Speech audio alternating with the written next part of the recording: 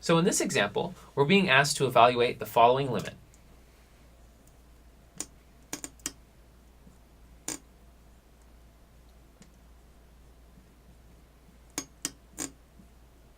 So we're going to do the limit as x goes to 0 of sine of x over x.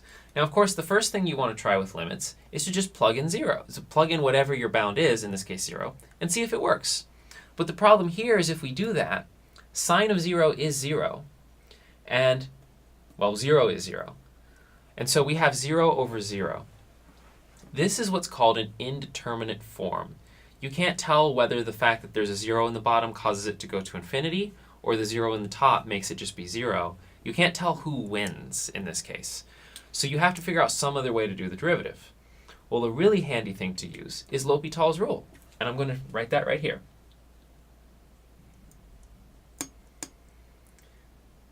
And yes, this is pronounced L'Hopital. And what the rule says is this. If you try to take the limit of a ratio, and when you do that, you get something like 0 over 0, or infinity over infinity, an indeterminate form, something that you can't tell who wins, as it were, then what you can do is that this is equivalent. The 3 bars mean equivalent, so it's not quite the same thing as equal. But it's going to be, or no, I'm sorry, it's a limit, so it will be equal, because the value will be equal. Squeak, squeak. It's going to be the same thing as if you just did the limit of the derivatives. Don't confuse this with quotient rule. Remember, quotient rule is if you're taking the derivative of a fraction, and you have to do this long thing, bottom, top, minus, right? That's not this. This is just the derivative of the top by itself, and then just the derivative of the bottom by itself, and then take the limit. So let's use L'Hopital's rule to do this right here.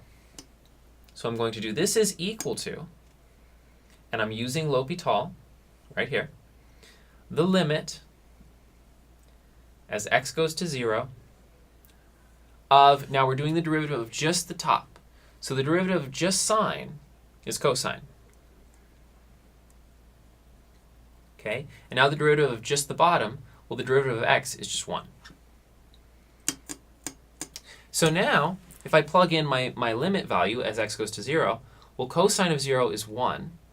And of course, the bottom is just 1. And so we get 1 over 1, which is just 1. And so the limit of this as x approaches 0 comes out to be 1. And so L'Hopital's rule lets us evaluate limits that otherwise would be indeterminate. And that is this example.